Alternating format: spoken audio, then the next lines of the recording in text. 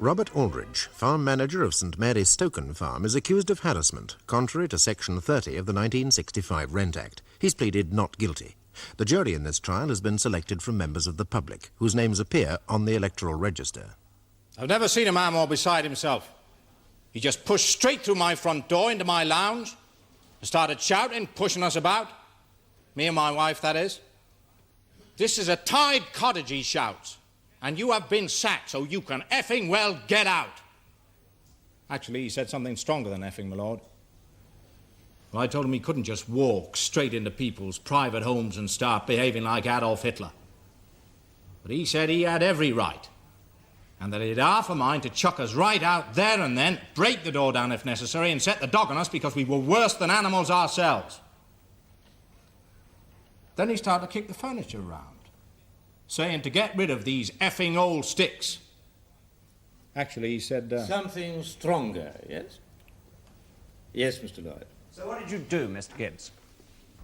When I got rid of him, I rang the police. Yes, and you made a complaint against Mr. Aldrich, the defendant, harassment, contrary to Section 30 of the Rent Act of 1965. That's right.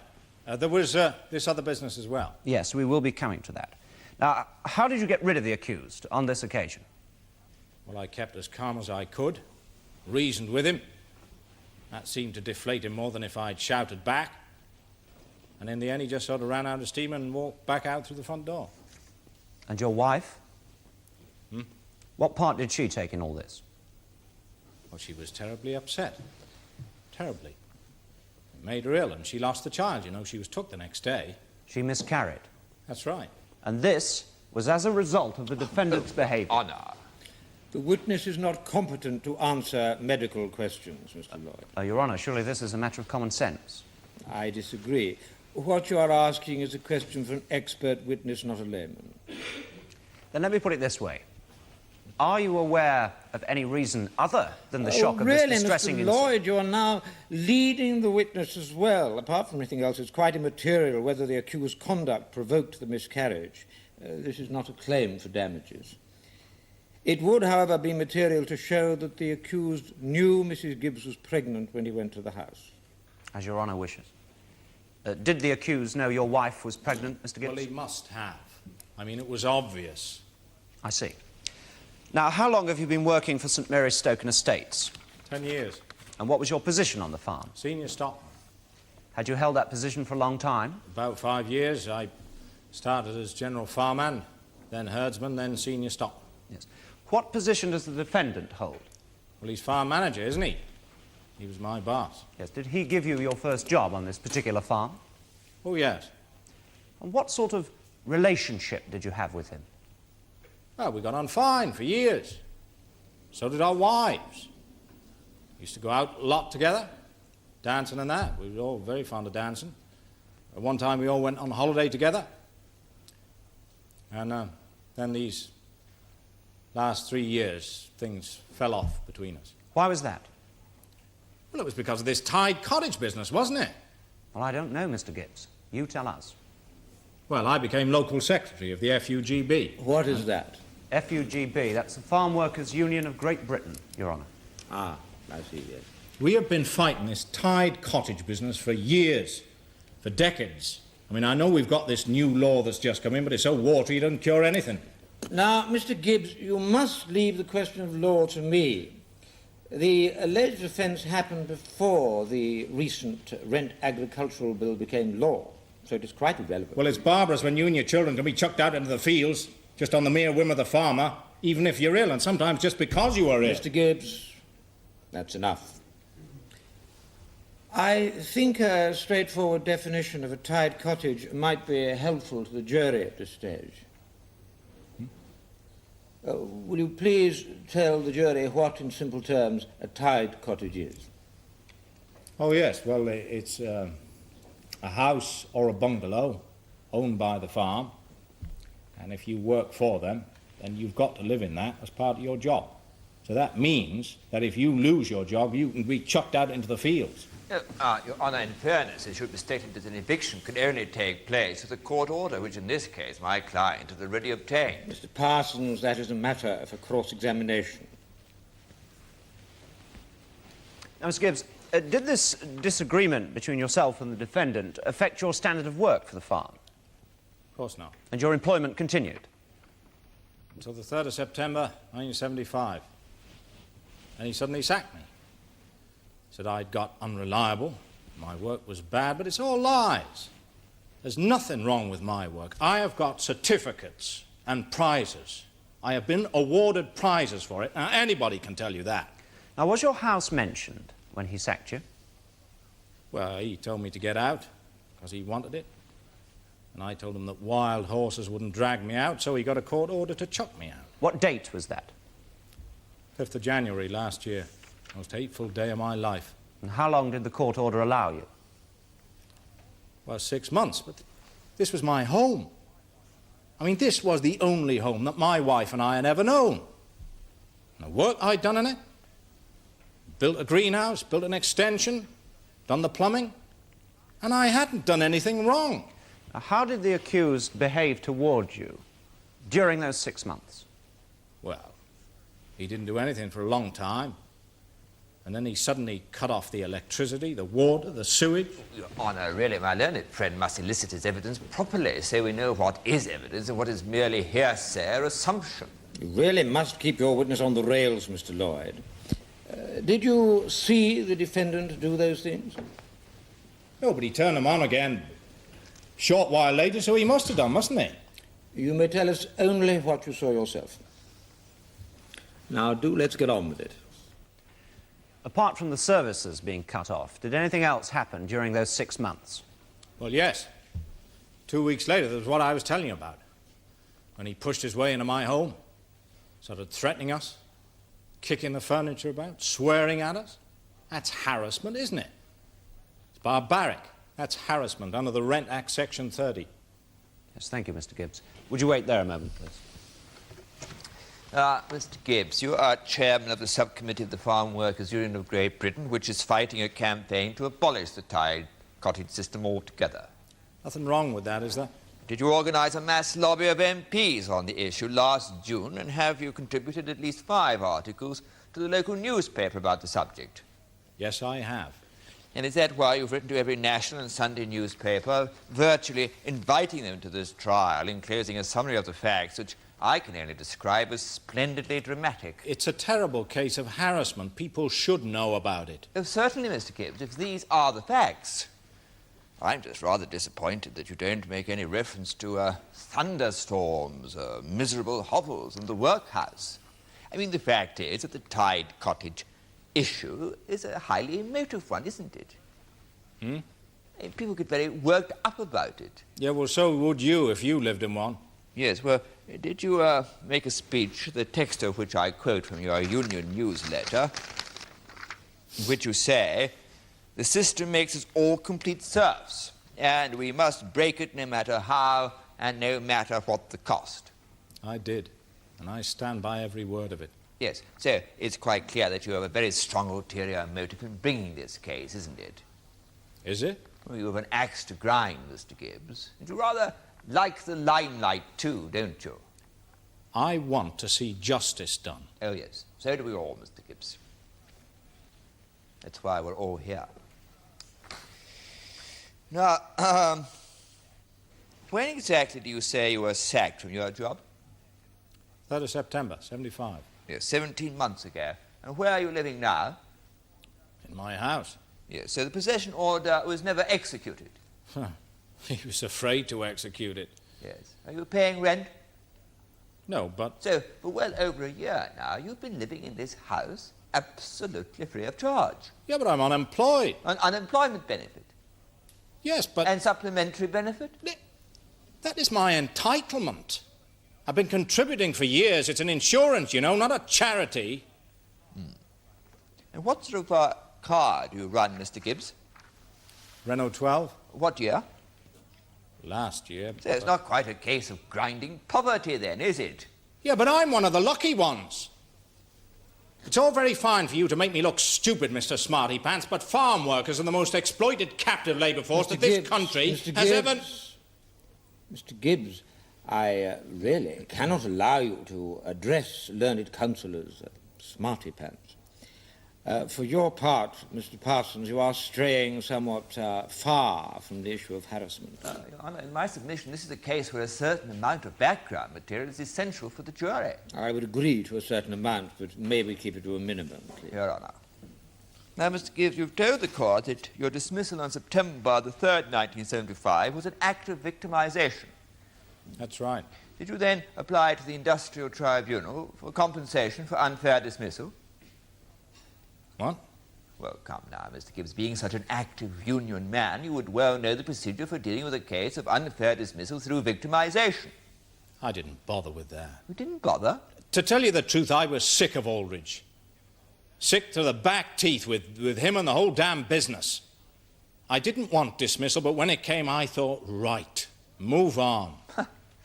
That's just what you didn't do. Yeah, but I couldn't get a job. Well, my instructions as a result of inquiries with the Fulchester Job Centre are that between November 1975 and August 1976 you were offered 3 positions as a senior stockman in local farms, 2 at markedly higher rates than you've been getting at St Mary's Stoken, and you turned them all down. Yeah, but they weren't suitable. But you said just now you couldn't get a job. Couldn't get a suitable job. But you turned these down. And the reason is clear, isn't it? You wanted to stay put. You wanted to create a crisis in your tied cottage tenancy so you could invite the press to follow it stage by stage, and this would enormously strengthen your case for abolition. And that's why you've cooked up this entirely baseless charge of harassment, isn't it? I have never heard so many damn lies in all my life. So why turn down 2 better-paid jobs and stay put unemployed?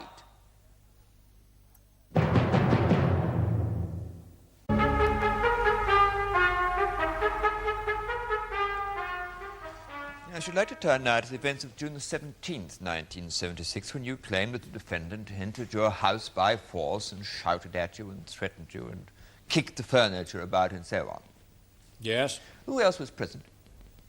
My wife, Bob Aldridge, and the man who took over my job. Mr. Kenneth Clayton. That's him, yes. Yes, well, we'll be hearing from Mr. Clayton later. So there was just the 4 of you present. That's right. Would it surprise you to learn, Mr. Gibbs, that both the defendant and Mr. Clayton have an entirely different version of what happened that morning? Well, they would have, wouldn't they? I mean, they say it was you who went berserk, who started shouting at them and threatened them and physically pushed them out with a stream of obscene abuse while they remained calm. Absolute lies. I'm quite sure about And that. of course I'm sure of it. You kept calm and reasoned with him. That's right. Really, Mr. Gibbs, with the way you feel about tied cottages. Beg your pardon? Well, I mean, we've all seen the effect that the tied cottage issue has upon you here in this court, and you're asking us to believe that confronted by the man who had unjustly sacked you, who had victimised you, who had obtained an eviction order to put you and your pregnant wife out into the gutter, who had entered your very home to abuse and insult you, that faced with him, you kept calm and reasoned with him? What was it to reason about, for goodness sake? I told him to sit down and to talk about it sensibly. I see. Now, tell me, Mr. Gibbs, are you a violent man? Of course not. Thank you. Eh? What's it mean? Does Your Honour have any questions for this witness? No, thank you. You may go and sit down.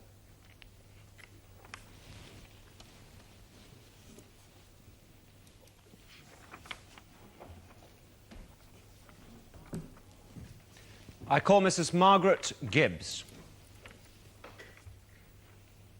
I swear by Almighty God that the evidence I shall give shall be the truth, the whole truth, and nothing but the truth.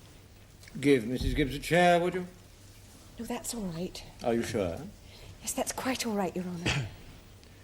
You are Mrs. Margaret May Gibbs, the wife of Ralph Gibbs, formerly senior stockman for St Mary's Stoken Estates Limited. Yes. What is your address, Mrs. Gibbs? Valley Dean, Stoughton Farm, St Mary's Stoken. Yes, that is the service house which you and your husband originally occupied as part of the terms of his employment. It's a tied cottage, that's right. Would you please speak up a little, Mrs. Gibbs? Oh, I'm sorry, Your Honour.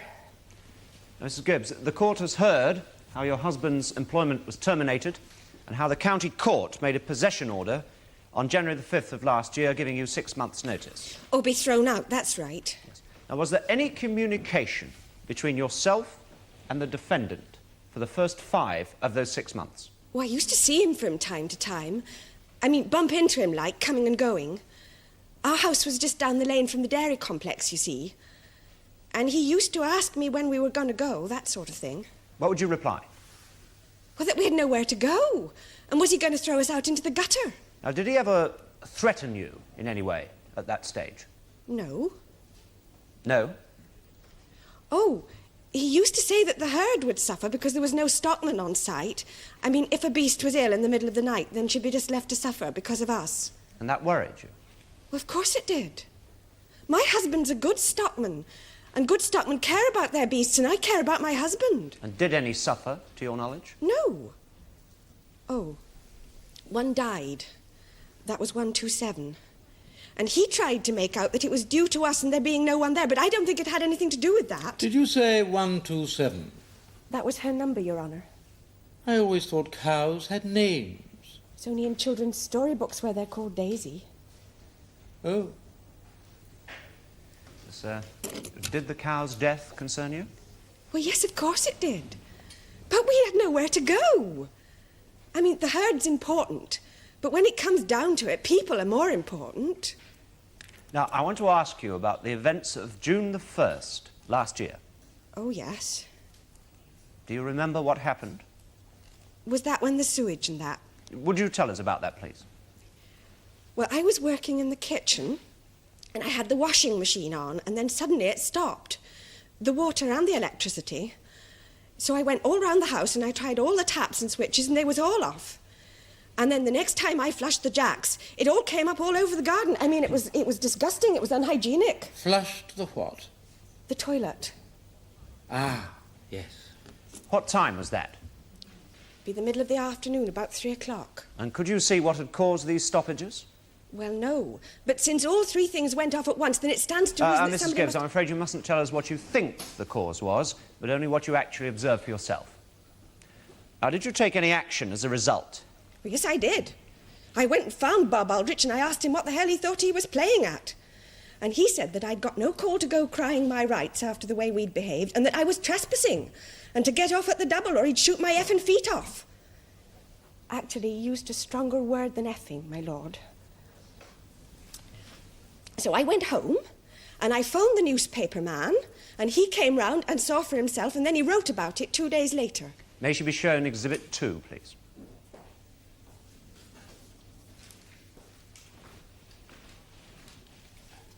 Is that the article? Yes, that's it. And that appeared 2 days later. That would be on June the 3rd. That's right. Do you know whether the accused took the paper at that time? Yes, regular. So he would have seen this? Yes. Now, did anything else happen on the day that that article appeared? Yes. The water and the electricity and the sewage was all suddenly restored about 9 o'clock. That would be a few minutes after the paper would be delivered at the farm manager's house. Yes. Could you see how these services had been restored? No. But a few minutes afterwards, I saw Bob Aldrich skulking around the dairy complex, not 50 yards off. Skulking, Your Honour? Furtive looking. In what way? Well, he was half leaning forward, half crouching. Looking like he didn't want to be seen, I thought. And he could have turned everything on and off from where he was. I mean, the stopcocks were all where he was. Now, I'd like to ask you about the events of June the 17th last year, when the defendant visited your home. Oh, when he kicked the furniture and that. Would you tell us about that? Well, I was working upstairs, and I heard this banging and shouting about. So I went down, and there was Bob Aldrich in the middle of our lounge. He was almost purple in the face and shouting at our Ralph that number 127 had died and that he'd been up all night trying to save her. When the effing hell were we going to get out and let the regular stockman move in? Well, Ralph tried to talk sense to him, but he wouldn't listen to reason. And then he started kicking the furniture, our wedding suite and that. And he started pushing Ralph around the room and shouting that he was going to put the dogs on us because we were worse than animals ourselves. And then suddenly he left. What effect did this have on you? I was sick. Well, I mean, this was our home. And he was like the Gestapo. I mean, he was just standing there smashing the place up. I was 18 weeks pregnant at the time. And that night I had to be taken into the hospital. I lost the baby the next day. Thank you, Mrs. Gibbs. I'm sure there can be no one in this court, Mrs. Gibbs, who does not sympathise deeply with you over what you've just described. Thank you. So if I appear to question some of the things you've just been saying, please understand it is out of my duty to do so, not out of any wish to make you suffer further. Now, was that the first miscarriage you've ever suffered? Your Honour, what on earth has this to do with the case? I hope you have a good reason indeed for asking that question, Mr. Parsons. I have, Your Honour. Then I think we should allow this to go a little further. I'm obliged, Your Honour. Mrs. Gibbs, do you have children? No. Is it true that you suffer from anemia? Yes. And has this not been the cause of you suffering a number of miscarriages over the 10 years of your marriage? Did you not ask advice about this once from the defendant's wife? But that was in confidence. That was confidential. We was friends in those days. Well, I'm afraid we have to know these things, Mrs. Gibbs, confidential or not. It is a fact, isn't it, that not all of these miscarriages were brought about by shocking experiences such as the one you've just described. Do we have to go into all this? Well, I'm sorry, Mrs. Gibbs, but we have to get these things in perspective. You have suffered in this way before, apparently for no reason at all. So the fact that you suffered a miscarriage on the 18th of June does not indicate that anything untoward had happened beforehand. Now, Mrs. Gibbs, I'm sure you love your husband dearly and you very much want to give him children, but in the meantime you help him as much as you can with his union work, don't you? Yes. Yes. Do you share his desire to abolish the tied cottage system altogether? Oh, not to the point of lying in court. You would never lie on oath for your husband in court, even to help him. Why, I'd be a fool to. No, I wouldn't. Mrs. Gibbs, did your husband appear in this very court in May 1971? Your Honour, I utterly fail to see that the previous convictions of this lady's husband, if there were any, have anything whatever to do with her evidence. If my learned friend will be patient for one moment, he will see the connection. Was he charged with common assault during a picket line dispute? Well, that's got nothing to do with this case. Did he conduct his own defence? You didn't trust lawyers.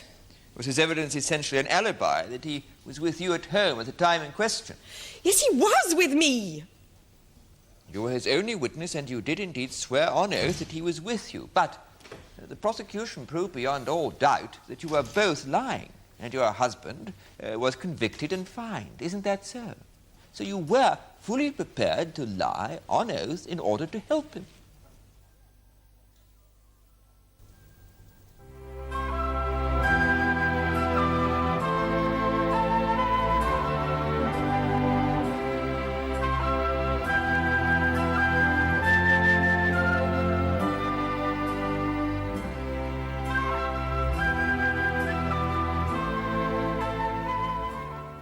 The cases in Fulchester are fictitious. You can join us again tomorrow when the Queen against Aldrich will be resumed in the Crown Court.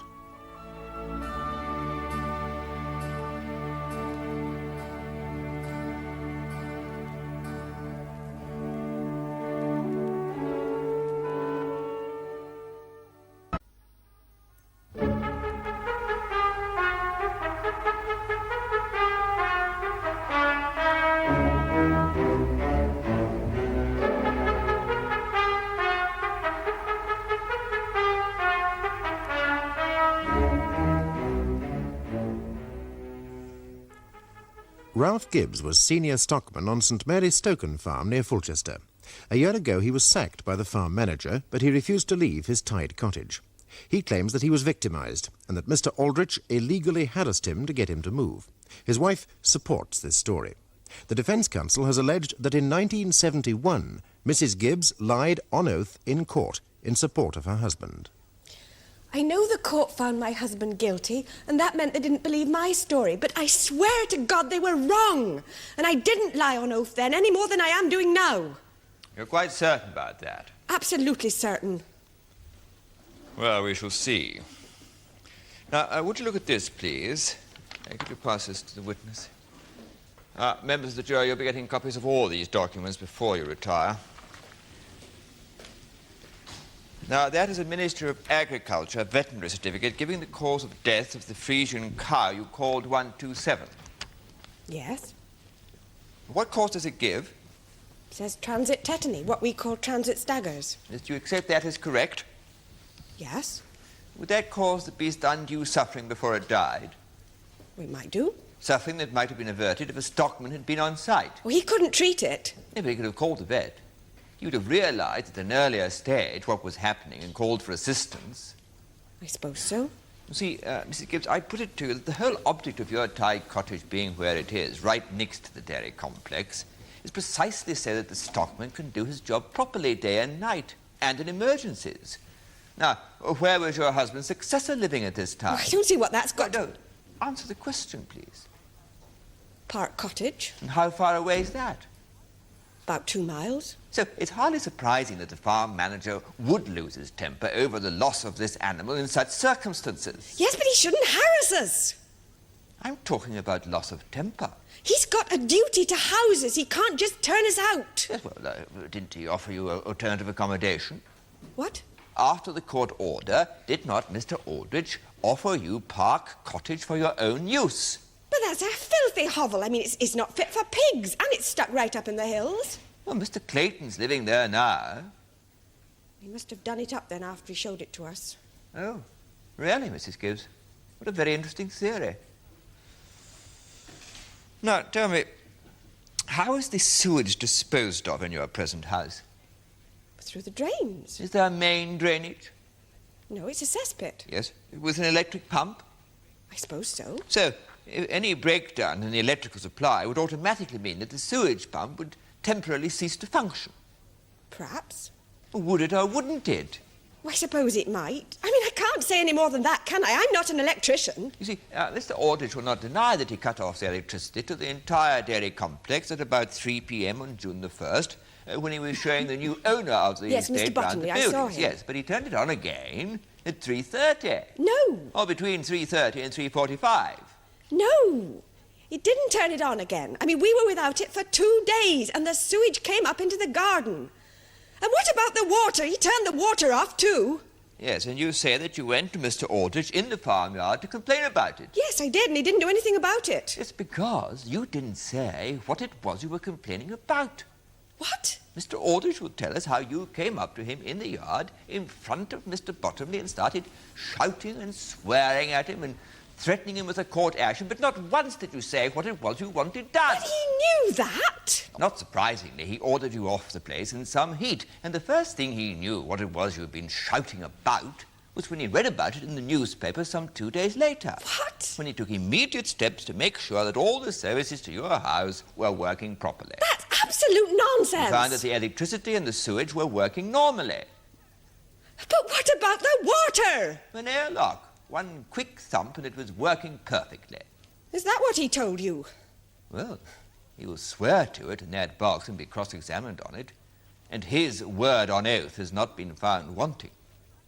Look, do you think that my husband would be such a fool as to bring a case of harassment against him, with all his union watching, if it could be dismissed as easily as that? Well, that is my case, Mrs. Gibbs. But, we shall have to see, shan't we? Lloyd, No further questions, Your Honour. you may leave the witness box, Mrs. Gibbs.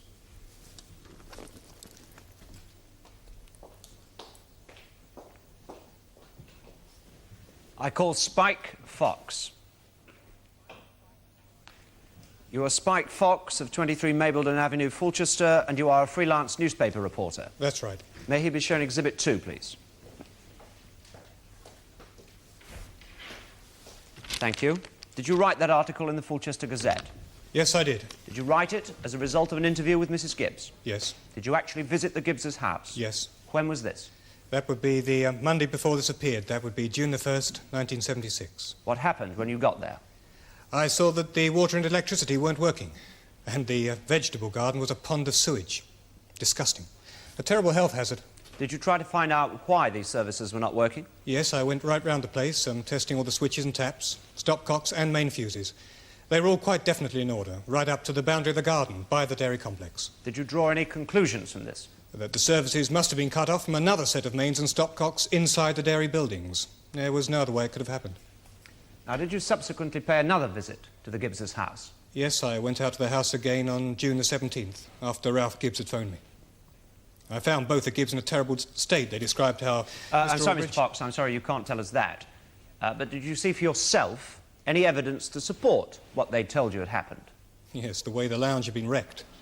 Furniture knocked over, glass broken and so on. And the state Mrs. Gibbs was in. She was terribly shocked, cold and shivering. And she was sick while I was there. Thank you, Mr. Fox.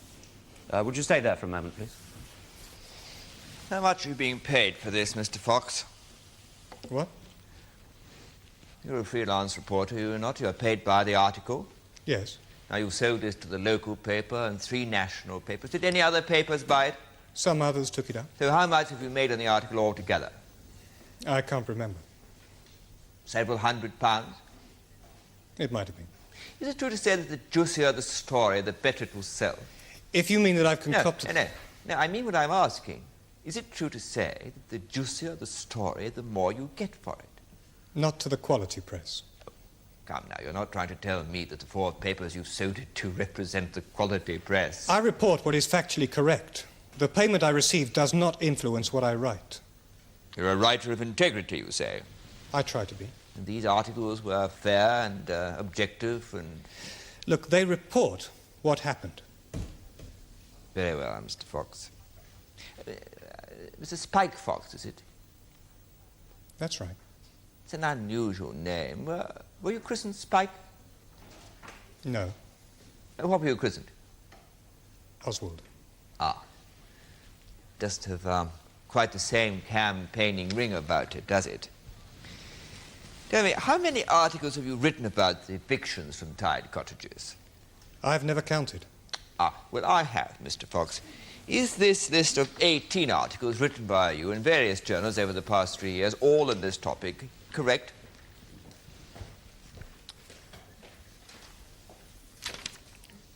Would it be true to say that you have strong feelings about these evictions? If you've ever seen a family, including young children, forcibly thrown out onto the street, let me finish.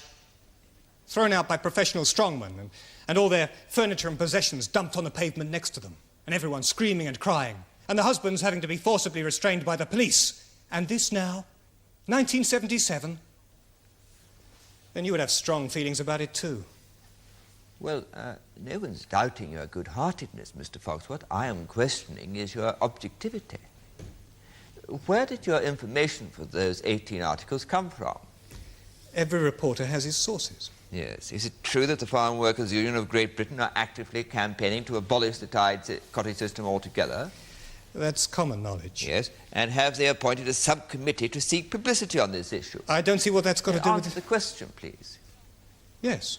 And who's its chairman? That's got nothing to do with it. Who's its chairman, Mr. Fox? Ralph Gibbs. Yes. And has he supplied you with a great deal of material on this subject over the past 3 years? Well, the basis, in fact, for most of those articles and case histories. But why shouldn't he? Well, no reason, Mr. Fox, so long as the articles you then write are fair and unbiased. Of course they are. Yes.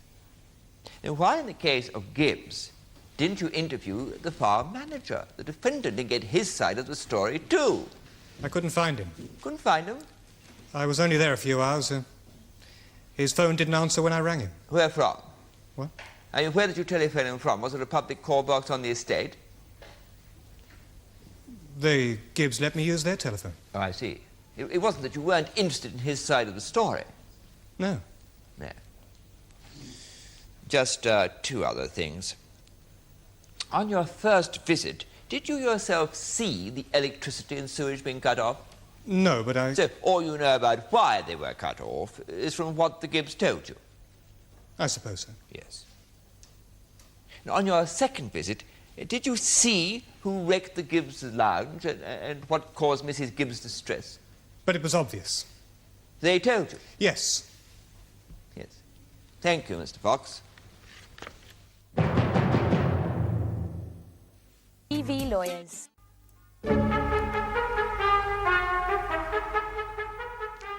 That is the case for the prosecution, Your Honour.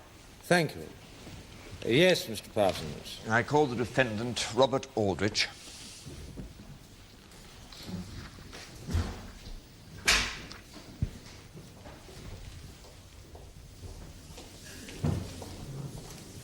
Take the book in your right hand and read aloud what's on the card. I swear by Almighty God that the evidence I shall give shall be the truth, the whole truth, and nothing but the truth. You are Robert Aldrich? Yes. And you're the farm manager for St. Mary's Stoken Estates Limited, and you live in the manager's house on the estate? Yes. Is that a tied cottage? Yes. How big is the farm, Mr. Aldrich? Just over 2,000 acres. Yes, and who owns it? Last spring it was bought by a company called Emura Limited, owned by Mr. G.W. Bottomley. Before that, the owners were Stoken Discretionary Trust. The main trustee was Lord Lovington, in whose family it has been for 300 years or so. Yes. What sort of farm is it? It's mixed. We have a prize herd of Frisians, some pigs and sheep. We grow cereals and peas, and we belong to a maize cooperative. Yes. Now, Mr. Aldrich, would you tell the court just a little about yourself? Well, I took a BSc in agriculture at Reading, and then ran my family farm for a while. Lord Lovington offered me the managership of the estate some 12 years ago, and I took it. Yes. Are you on a monthly salary? That's right. Yes. Now, Mr. Aldrich, have you at any time attempted to harass Mr. and Mrs. Gibbs, interfered with their peace and comfort, or cut off their supplies and services to their house in an attempt to make them leave it? No, definitely not. Thank you. Now, the whole issue of tied cottages is an extremely thorny one, isn't it? I've never had any trouble over them, except from Ralph Gibbs. But you would agree that it causes a great many problems. Problems are caused by it. Far more would be caused without it. Yes, could you explain that? Well, take our herd, for example. Those beasts represent a capital investment of £80,000. The stockman must live by them, or he can't look after them. That means a service house, one built by the farm, on the site, for that purpose. I mean, he doesn't have to take the job. But if he does, it's part of the conditions he accepts that he lives over the shop, the only house from which it's possible to do the job properly. Yes, now we've heard that your senior stockman for several years, up until September 1975, was Ralph Gibbs. That's right. Now, how did he lose that position? I sacked him. Why? He became irresponsible. He started taking more and more time off without telling me to do his union work and neglecting his farm duties. I found he was skipping milking more times than I could remember, and he wasn't to be found at all during the last 2 AI visits. AI? Artificial insemination, Your Honour. I warned him several times, but finally I had to sack him. Yes, was it a verbal dismissal? Yes, but I followed it up with a letter. Now, in that letter, did you make any reference to his service occupancy? Yes, I said that we would endeavour to cope without the use of his house until he found himself a new job. But I warned him that we might have to ask for the house, depending on how his successor was placed. Yes. Did he reply to that? No. Did he at any time argue that he had a legal right to stay put? No. Well, he hadn't, had he? Did you offer him alternative accommodation? Yes, the estate offered him Park Cottage. That's a nice little cottage on the edge of a wood. Used to be a gamekeeper's cottage. It's not modern, and it is a bit quiet up there, but there's nothing wrong with it. Yes. Rent and rates free? We asked a nominal rent of 50p a week, and the rates would have been paid by the estate. Yes. A very generous gesture. And did the Gibbs accept this cottage? No. So what happened then? Well, after a while, it became clear that the beast's welfare was starting to suffer because of an absentee chief stockman. And it was costing the estate money. Ralph didn't seem to be making any effort to find himself a new job. So, very reluctantly, I applied for a court order for the house, giving him 6 months to move out. Yes, and what effect did this have? None, so far as I could see. The Gibbs stayed put? That's right. Yes. Now, I want to ask you about the first alleged harassment on June 1st. Yes? What were you doing at 3 p.m. that day? I was showing the new owner of the estate, Mr. Bottomley, round the dairy complex. Some of it badly needed rewiring. So I switched off the mains at about 3 o'clock in order to actually handle the cables myself and show him what a poor state they were in. Yes. Did you realise that this would cut off the power to the Gibbs house as well? Quite frankly, I forgot. Yes. Anyway, it was all switched on again by 3:30. And then what happened?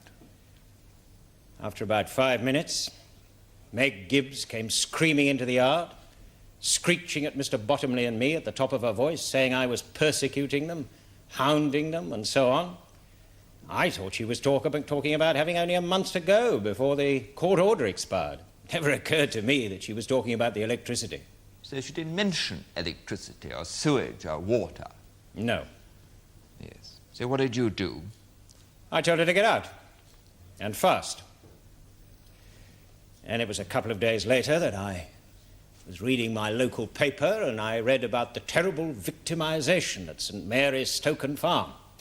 I immediately went down there. I found there was nothing wrong with the electricity, but there was an airlock in the water system to the house. Yes, and how did you deal with that? I thumped it with a milk churn. And that cured it? Within seconds. How do you know? I saw the Gibbs garden tap suddenly gush. They must have left it on while they were wondering what was the matter. I see. So, what was the next contact you had with Mr. or Mrs. Gibbs? That would be about a fortnight later on June the 17th. Yes, and what happened then? Well, my new senior stockman, Ken Clayton, woke me at about 5:30 in the morning to go and see 127, whom he'd found dying. We worked on her for hours and called the vet. But it had gone too far, and he had to put her down. Yes. Did the vet diagnose the cause of death there and then? Yes, he did. And it need never have reached that stage if there'd been a stockman on the site. Yes, so what did you do? I went straight across to the Gibbs' house. The front door was open. So I went straight into the lounge and found Ralph Gibbs. I told him what had happened and why. And I asked him when he was going to comply with the court order to move out so that his successor could do the job properly. Did you kick the furniture? No, of course not. Did you threaten Mr. or Mrs. Gibbs in any way? Absolute nonsense. No mention of putting the dog onto them or kicking the front door down? No. I was angry, I'll admit. But I did nothing to harass them in any way. Yes. How is it that the court order was never enforced? Well, I never intended to chuck them out. And in view of what happened to Mrs. Gibbs's baby, I... Yes. And the importance of that house to the proper running and care of the herd? We're managing, somehow. But only just. Yes. Thank you, Mr. Aldrich.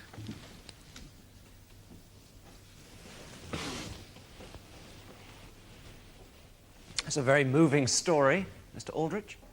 It's what happened. The kind-hearted employer bends over backwards to do all that he can for the wicked and ungrateful servant who is now kicking him in the teeth, etc., etc. It wasn't like that at all, was it? It was exactly as I've told the court. Yes, but there's so much that you haven't told the court, isn't there, Mr. Aldrich? How are you paid, for instance? How I'm paid? Yes, you said by monthly salary. Well, that's right. Only monthly salary? Well, I have a small share of the net profits. Ah, you didn't mention that. So you have a financial interest in the efficient running of the farm? Well, of course, but then all farm managers... You said how much it was costing the estate to keep the Gibbs in their house. You omitted to say how much it was affecting your own pocket. It never crossed my mind. It never crossed your mind. Now, do you agree that as a farm manager, you are habitually arrogant and inconsiderate towards your men? You've got some strange notions. Well, it is a fact, is it not, that you have sacked a large number of men over the years? I've sacked men, yes. How many? Well, do you think the Fulchester office of the Department of Health and Social Security would have a reliable figure? I should think so, yes. Will you look at Exhibit 3, please? That is a letter from the Fulchester office of the Department of Health and Social Security, and it lists the men by name whom you sacked in the 3 years up to January of 1976. It looks like it, yes. Yes, the total is at the bottom. Would you read it out? 31. How many men do you employ at any one time? About 30. Well, that's a quite extraordinary turnover, isn't it? In fact, according to statistics prepared by the Ministry of Agriculture, that rate of dismissal is very nearly 3 times the national average. I can't afford to be sentimental about duds. Duds, Mr. Aldrich? Particularly when farming is struggling to survive. Duds? Who chose them? Me, I suppose. Now tell me, why did you obtain an eviction order from the court, excuse me, if you had no intention whatever of having it carried out? I wanted the Gibbs to know I meant business. Well, that also seems most extraordinary. Not to mention a frightful waste of time for a heavily overworked court. Tell me, Mr. Aldrich, have you had any dealings with the courts before on this matter of eviction? What? It's a perfectly simple question. In 1961, were you not convicted? Your Honour, is the Crown going to ride roughshod over all the rules of evidence? How can you justify it, Mr. Lloyd? Your Honour, the accused claimed that he had an untarnished record in this field, and it follows, therefore, that I have a right to refute that. I have no recollection of the defendant making any such claim. Well, Your Honour, I have a note that he was asked by an learned friend. The whole issue of tied cottages is an extremely thorny one, isn't it? To which he replied, well, I've never had any trouble over them except from Ralph Gibbs.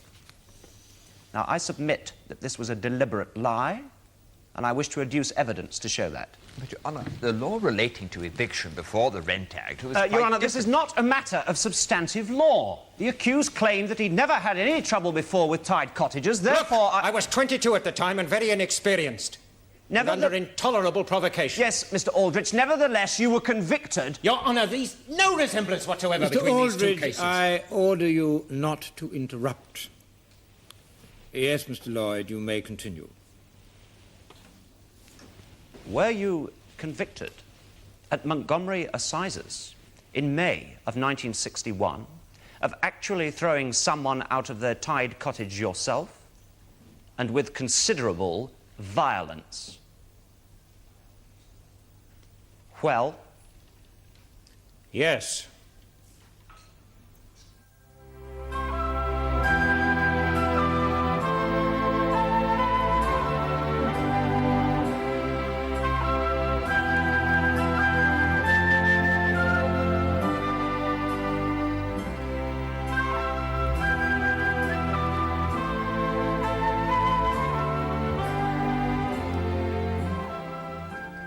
The cases in Fulchester are fictitious. You can join us again tomorrow when the Queen against Aldrich will be concluded in the Crown Court.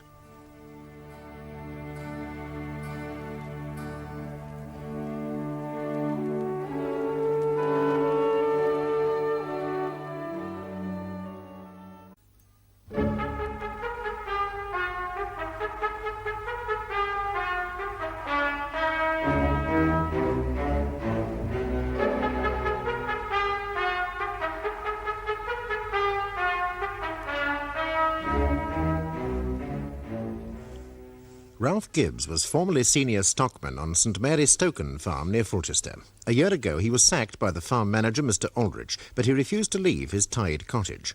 He claims that he was victimised and that Mr Aldrich illegally harassed him and his wife to force them to move.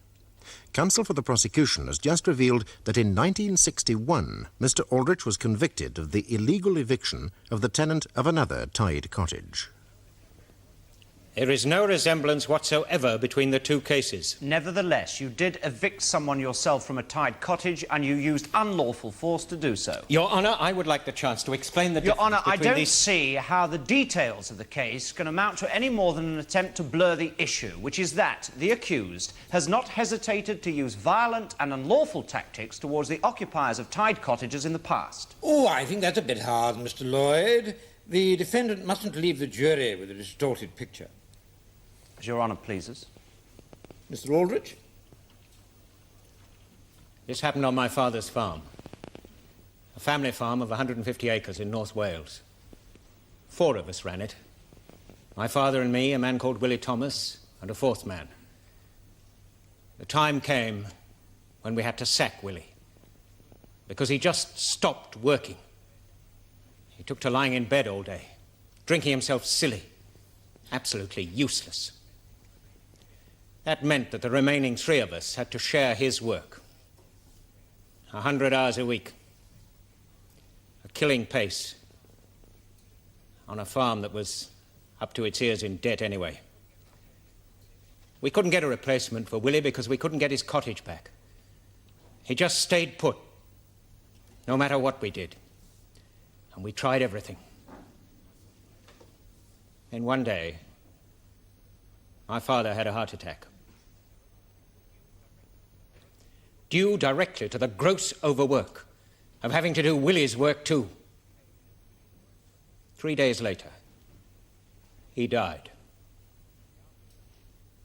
On the afternoon of the funeral, I went up to Willie's cottage and I threw him out into the mud, and all his possessions too. He was drunk and he stank. That's what I was convicted for. Anyone would have done the same. No, Mr. Aldrich, they would not. Some would have observed the law. You were convicted of assault in connection with an unlawful eviction. Yes. Were you fined £100 and bound over to keep the peace? Yes. So you lost your temper and you used violence to throw a man out of his lawful dwelling. Now, whatever the provocation, no civilized society can tolerate that. What happened to the family farm? We sold up. Sold up? Mr. Aldrich, you went bankrupt, didn't you? Yes. Yes. And did not the official receiver's report say, inter alia, one factor which contributed to the insolvency was the inability of Mr. Robert Aldrich to retain his staff, which appears to have been due to his somewhat cavalier attitude towards their welfare? That old fool never did an honest day's work on a real farm in his life. Insecurity of employment seems to have dogged you throughout your career, does it not? I don't know what you're talking about. Well, with St Mary's Stoken Farm changing hands, was not your job as farm manager not somewhat in jeopardy? Of course not. But a change of ownership of a farm often brings with it a change of farm manager, does it not? Sometimes, yes. Yes, and you've told the court how much the continuing situation with the Gibbs was costing the estate, and that was a situation that you had allowed to come about. Well, I couldn't help that, could I? No, but it had happened during your farm management. Yes, but it was nothing directly to do with... But it could hardly have been expected then to impress your new employer. So surely it would have been very much in your interest to get rid of the Gibbs as fast as possible. On the contrary. They would have created even more stink in the press. Gibbs had been a thorn in your side for years, hadn't he? Yes. You've called him unreliable and a troublemaker. That's right. In what way was he a troublemaker? He became belligerent about all sorts of issues. Tied cottages was only one of them. He became like an obsessive shop steward, holding lunchtime meetings of the farm staff, lecturing them on their rights, trying to organise a strike against August Bank holiday working, that kind of thing. Yes, these meetings, they were in the men's own time. Well, of course they were. To inform them of their rights under the law. Troublemaking. Bolshiness. But it was you who was being unreasonable. Most people do stop work on August Bank holiday, after all. Most businesses can just stop the machines. But you can't stop animals needing to be fed, herds needing to be milked, the distribution of food to pigs... So you quarrelled with him over these issues? Yes. You grew to dislike him? He drove me wild. He drove you wild? Well, that's very interesting. Are you a man with a hasty temper? I don't think so. I think I'm a pretty tolerant one. Oh, really? Maybe shown exhibits 2 and 4, please. Thank you. Do you recognise those newspaper articles by Mr. Spike Fox? Yes. What do you think of them? Trash. And lies. The picture they give, then, is a false one? A load of rubbish. Did you see the articles when they first appeared? Yes. What did you do about them? What the hell could I do about them? Well, you astonish me. Several extremely damaging articles appear in the press, giving details of your actions against the Gibbs. They don't mention me by name. Not by name, no, but they do mention St Mary's Stoken Farms, they mention Mr. and Mrs. Gibbs and their house, the dairy complex, and they describe what happened to the Gibbs very fully. Now, even a child could infer that you were responsible. Yet you say you did nothing? Not even write a letter to the editor? Good God. I've got better things to do with my time. And what notice would editors take of a letter from me? Well, I should say a great deal. The Press Council are very hot on irresponsible editors. But presumably you did take legal advice about these articles? I didn't have the time. course, you didn't take advice, and the reason is clear to everyone in the court. It wasn't because you didn't have the time, but because the articles were true. Nonsense. And you knew that you hadn't the faintest hope of refuting them. In the incident of June the 1st, for instance, are you seriously asking the court to believe that you forgot that cutting off the electricity supply to the dairy also cut it off to the Gibbs' home? Yes. Well, when did you realise what had happened? Well, a couple of days later, when I read it in the papers. Yes, whereupon you immediately rushed down to the Gibbs' house to make sure that they weren't being inconvenienced in any way? I wouldn't put it like that. No, I'm sure you wouldn't. Would you agree that the implication that you had cut off the electricity was extremely damaging to you? Well, it could be, yes. Yes, then why on earth didn't you take a witness with you when you went down to their house? A witness who could have confirmed that the supply was still connected?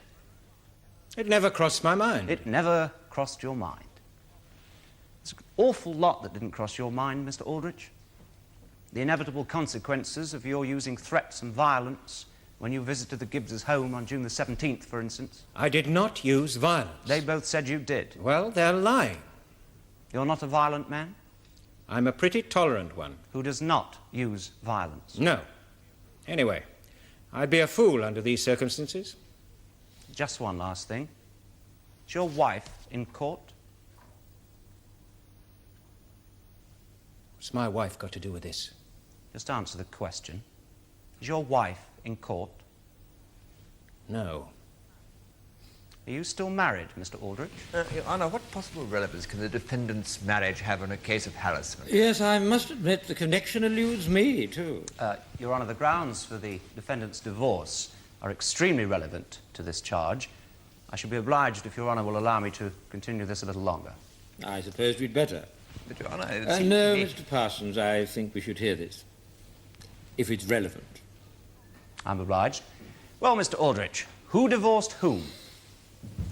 My wife divorced me. On what grounds? Irretrievable breakdown of marriage. Yes, of course, but due to what? Well, did you contest the action? Of course I did. And was not Mrs. Gibbs the chief witness for your wife's action?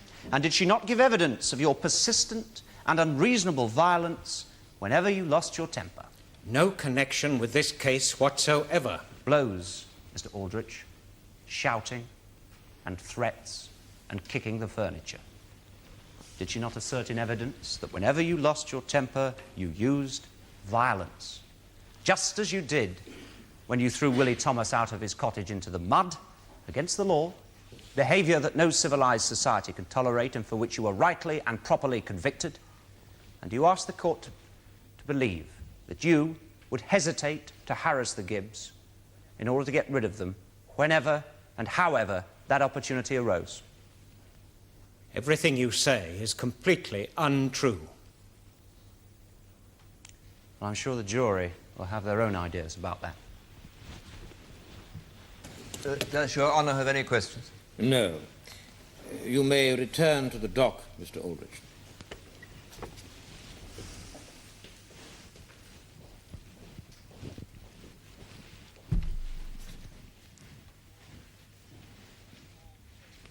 I call Kenneth Clayton. You are Kenneth Clayton? Yes, sir. And you live at Park Cottage in Mary Stoken Farm, Stoken near Fulchester. That's right, sir. What is your occupation, Mr. Clayton? I'm senior stockman at St Mary Stoken Farms. Yes. You are Ralph Gibbs' successor. Yeah, that's right, sir. Yes. Where is Park Cottage in relation to the dairy complex? It's about 2.5 miles off. Yes. Why don't you live closer? Well, when the Gibbs move out of their house, you see, I should move into that. That's a stockman's house, see, that's where I should be. Yes. Is it convenient living so far away from the dairy complex? Yeah, it's all right, yeah. Yes. But should not the stockman live as close to the animals as possible to do his job properly? Well, yeah, but ain't the end of the world if you don't, is it?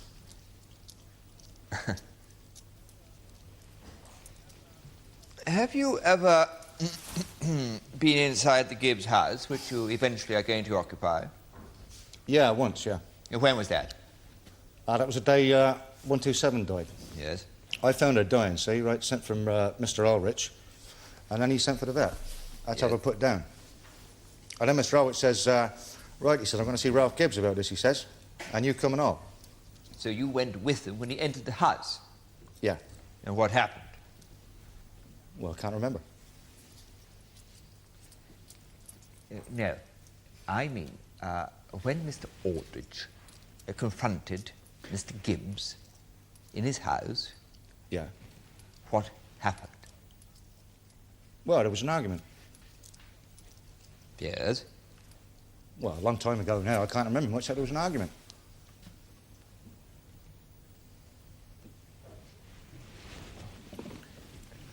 Mr. Clayton, do you understand the question? Yeah, yeah. The accused entered Mr. Gibbs' lounge and saw Mr. Gibbs. Do you remember that?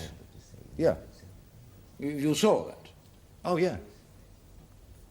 And then what passed between them? Well, I don't remember much except, well, Mr. Aldrich was very abusive. Well, I'm sorry, Your Honour. Hello? Well, Mr. Clayton, there was a time when you claimed to have remembered, wasn't there? Oh, you mean when I went to see Mr. Aldrich's solicitors? Yes. Yeah, but I can't remember now, though. Your Honour, I ask leave to treat this witness as hostile. Mr. Lloyd. Under the circumstances, Your Honour, I shall not object. Mr. Clayton, Mr. Parsons, who called you to give evidence for the accused, now has my leave to treat you as a hostile witness. Oh, what's that mean? It means that Mr. Parsons may now cross-examine you to try to ascertain why you appear to have changed sides.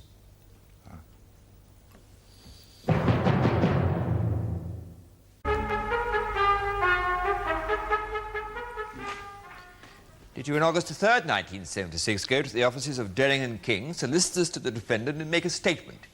Yeah. Did you sign a typed copy of that statement as true and correct? Yeah, I signed it, yeah. As true and correct? Well, I suppose so, yeah. Now, is this it? Would you pass that to the witness, please? Is this the original statement? Yeah. With your signature at the bottom? Yeah, that's right, yeah. Dated and signed August 3rd? Does it consist of your account of what happened when Mr. Aldrich met Mr. Gibbs in the lounge of Mr. Gibbs' house on June 17th when you were present? Yeah. Then how is it you were able to make such a clear statement then, yet are totally unable to remember what happened at that meeting now, except to say that Mr. Aldrich was abusive? Well, I've been thinking about it. I'm not nearly so sure now, that's all. You've been thinking about it? Yeah. Have you discussed this matter with anyone? What, you mean discuss what happened? Well, discuss what you're prepared to remember of what happened. Well, I might have done, you know, friends and that, yeah. Yes. Is Ralph Gibbs a friend of yours? Yeah, I met him, yeah. In his home? Yeah. And on the farm? Yeah, when he handed over to me, yeah. Yes. Is he a friend? Well, not a particular one, no. Has he ever discussed this matter with you? Well, I think he might have mentioned it, yeah. You think he might have mentioned it, but you can't recall for certain? No, not really. No. What about union meetings? Eh? Did you attend your local union meetings and meet him there too? Yeah, I think so, yeah. Yes. How active a member are you of the Farm Workers' Union? Well, I'm a member. Yeah, but how active? Are you a committee member? Well, I do what I can, you know, Are canvass you and on elect- the Regional Executive Committee? Yeah. Now, what part have you taken in the campaign to abolish the tied cottage system? Well, we all want that, don't we? Answer the question. Well, I took part in a lot of the MPs, but, I mean, I'm not on a tied cottage subcommittee or anything like that. Now, Mr. Clayton, will you now please read the statement that you made to the defendant's solicitors? Oh, Your Honour, I must object to this. It is a cardinal tenet of our whole judicial system that witnesses are available for examination and cross-examination where there is a conflict of evidence. If the witness simply cannot remember, then that rule simply cannot be operated. And heaven knows it's by no means unusual for a case to take many months to come before the courts nowadays. This witness's loss of memory is rather bizarre, Mr. Lloyd. I think Mr. Parsons is entitled to put his original statement to him. It may serve to jog his memory. Your Honour, it would be quite novel for such a statement to be admitted. It would then follow that if any witness's memory was at fault, his counsel could apply to have his original statement to the solicitor read out instead, a statement on which he could not be cross-examined, if he still couldn't remember any more clearly as a result. Oh, I don't think that follows at all, Mr. Lloyd. I think we should hear the statement. His evidence may be due to a little more than mere loss of memory. Will Your Honour make a note of my objection? Oh, I will, certainly, if you wish. Mr. Parsons. Your Honour, now, Mr. Clayton, will you please read the statement?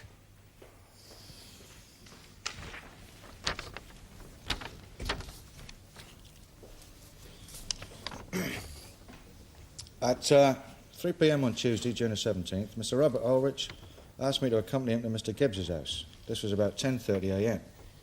The front door was open, so we walked into the lounge where Mr. Gibbs was sitting watching the television. Mr. Gibbs and Mr. Aldrich then began to argue about when Mr. Gibbs was going to leave the house. Mr. Gibbs almost immediately lost his temper. He began to shout, push Mr. Mr. Clayton, the jury would like to hear this. If you could just go back a little louder, please. Mr. Gibbs almost immediately lost his temper and began to shout and push Mr. Aldrich in the chest with his right hand. Mrs. Gibbs entered at this point and began to scream. Mr. Aldrich was angry but tried to make Mr. Gibbs listen to what he was trying to say to him. I was standing by the window at this time. At no point did Mr. Aldrich strike or kick any person or object, and at no stage did he say anything of a threatening or abusive nature. When it became clear that Mr. and Mrs. Gibbs were not going to listen, Mr. Aldrich turned his back and walked out, and I followed.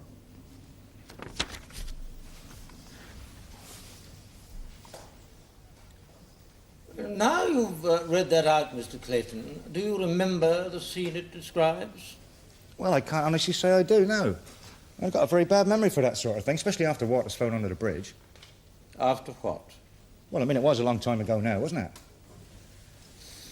When you made that statement, were you still seeking employment from Mr. Aldrich? No, that had been fixed up. Were you seeking any favours of any sort from him?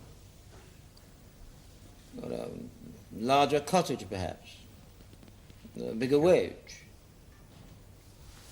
I can, of course, recall Mr. Aldridge on these points. No, nothing like that, Your Honour. Mr. Parsons? Your Honour. Just 4 weeks ago, Mr. Clayton, did you accept nomination as a candidate for the regional chairmanship of your union?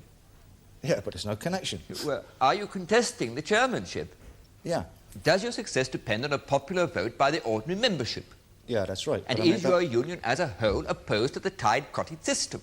Yeah, of course we are, right. So, it would scarcely improve your chances of winning the election to be seen in support of a farmer on a tied cottage incident over a matter of harassment, would it? Oh, well, that may be so, but I'd be a bloody fool to stand here and say I could remember if I couldn't. But that'd be perjury.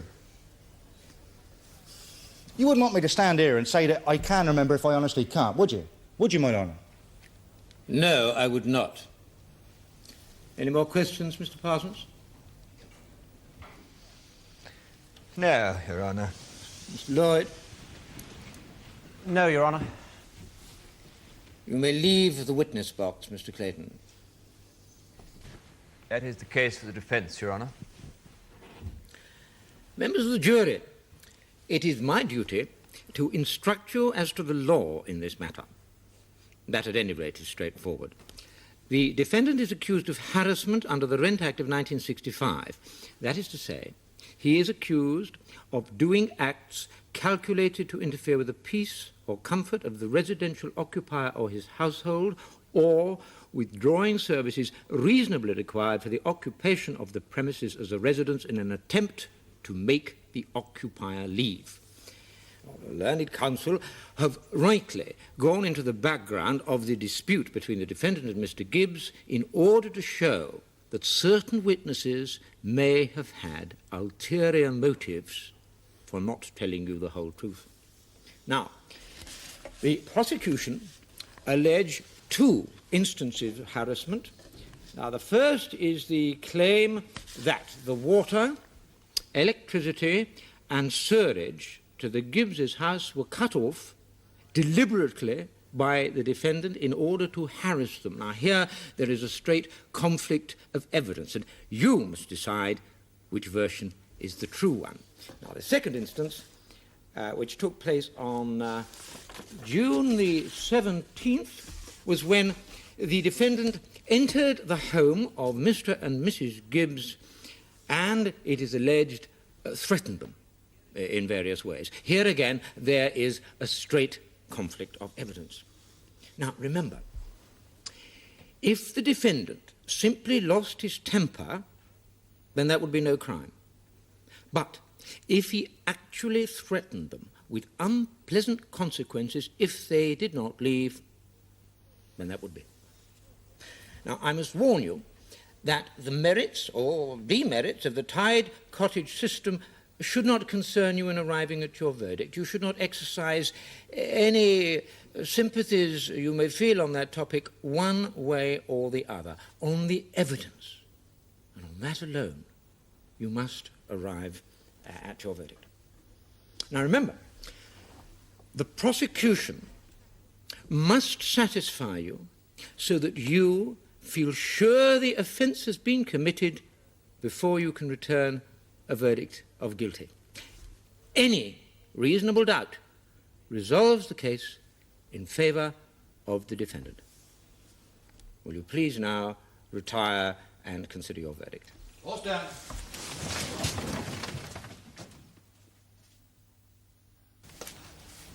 Will the foreman please stand? Now, just answer this question, yes or no. Have you reached a verdict upon which you are all agreed? No. Have at least 10 of you agreed upon your verdict? Yes. And what is your verdict? Please answer guilty or not guilty. Not guilty. Very well. You may go.